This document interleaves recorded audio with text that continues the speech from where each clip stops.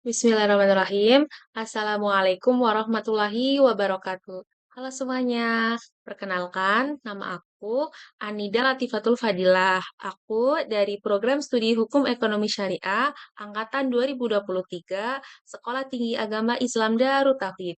Nah, kali ini aku akan memaparkan materi terkait hukum perikatan dengan poin penafsiran perjanjian. Nah, di sini ada 3 poin pembahasan yang akan dibahas.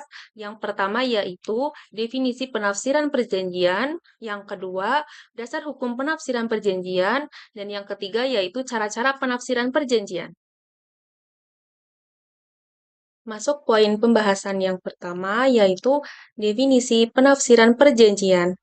Nah, menurut Fuadi Munir, yaitu salah satu pakar hukum perdata yang menulis bahwa penafsiran perjanjian itu adalah metode untuk memberikan arti yang sebenarnya terhadap bahasa yang digunakan di dalam kontrak.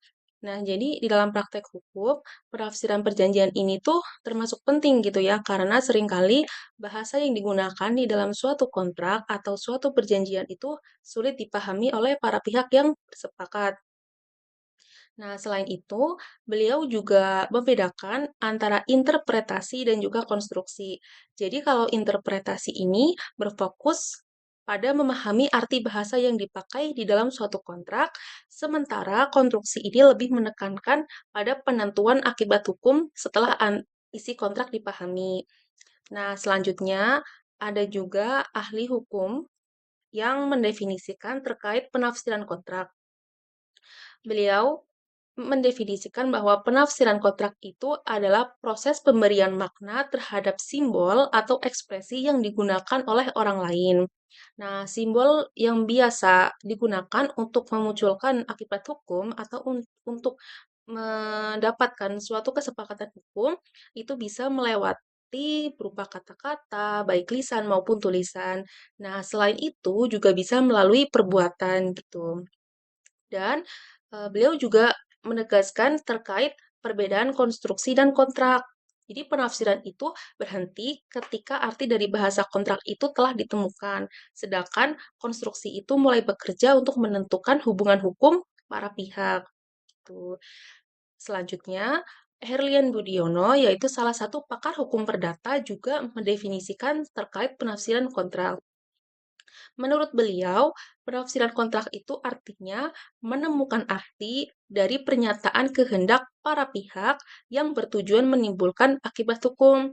Jadi menurut beliau, kontrak itu muncul ketika adanya pernyataan atau kesepakatan dari para pihak. Bisa melalui kata-kata, sikap, ataupun lewat tulisan.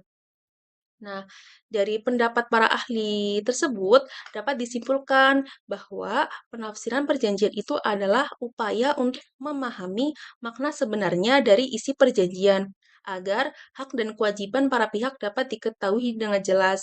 Jadi ketika penafsiran kontrak itu ada, para pihak juga bisa tahu gitu ya bahwa apa yang menjadi haknya dan apa yang menjadi kewajibannya agar di antara isi kontrak itu tidak ada yang dirugikan salah satu pihak ataupun diuntungkan salah satu pihak. Nah, selanjutnya masuk ke dalam dasar hukum penafsiran perjanjian. Nah, jadi ada beberapa pasal ya yang mengatur terkait penafsiran perjanjian. Yang pertama yaitu pasal 1342 KUH Perdata. Nah, pasal ini menegaskan bahwa jika kata-kata atau kalimat dalam perjanjian sudah jelas, maka penafsiran yang berbeda tidak diperkenankan. Kata-kata yang dianggap jelas di dalam sebuah perjanjian ini adalah kata-kata yang tidak memberikan celah sehingga menimbulkan berbagai interpretasi. Nah, di dalam konteks hukum, prinsip ini tuh dikenal sebagai asas sense clear atau doktrin kejelasan makna. Nah, kemudian yang kedua yaitu di dalam pasal 1343 KUH Perdata. Nah, jika muncul perbedaan pemahaman, pasal ini mengarahkan agar dilakukan penyelidikan untuk memahami maksud asli dari pihak-pihak yang berkontrak. Nah, jadi perjanjian itu harus menyetujui sesuai dengan kehendak para pihak, meskipun hal ini mungkin menyimpang dari kata-kata yang tertulis. Nah, yang ketiga yaitu pasal 1344 KUH Perdata. Nah, Apabila sebuah perjanjian memiliki dua makna yang berbeda, maka pasal ini tuh menyatakan bahwa tafsiran yang memungkinkan pelaksanaan janji harus diutamakan. Nah, aturan ini bertujuan untuk memastikan bahwa perjanjian dapat dilaksanakan secara efektif sesuai dengan harapan semua pihak. Selanjutnya, masuk ke pasal 1345 KUH Perdata. Jadi, jika sebuah perjanjian dapat mengkonversi dengan lebih dari satu cara, maka yang harus dipilih adalah tafsiran yang paling sesuai dengan karakteristik perjanjian tersebut. Nah, istilah atau kata yang digunakan dalam perjanjian harus disesuaikan dengan yang paling sesuai dengan isi kontrak yang ada. Nah, selanjutnya yaitu pasal 1346 KUH Perdata. Jika ditemukan hal-hal yang meragukan dalam perjanjian atau isi kontrak, maka perjanjian tersebut harus dikontrol berdasarkan kebiasaan yang berlaku di daerah atau tempat di mana perjanjian tersebut dibuat. Nah, selanjutnya di dalam pasal 1347 KUH Perdata. Nah, pasal ini tuh terkait kebiasaan yang telah disepakati secara umum dan dianggap sebagai bagian yang tidak bisa terpisahkan dari suatu perjanjian. Contohnya, kebiasaan yang berlaku di suatu daerah akan selalu dianggap dan tercantum di dalam perjanjian yang dibuat.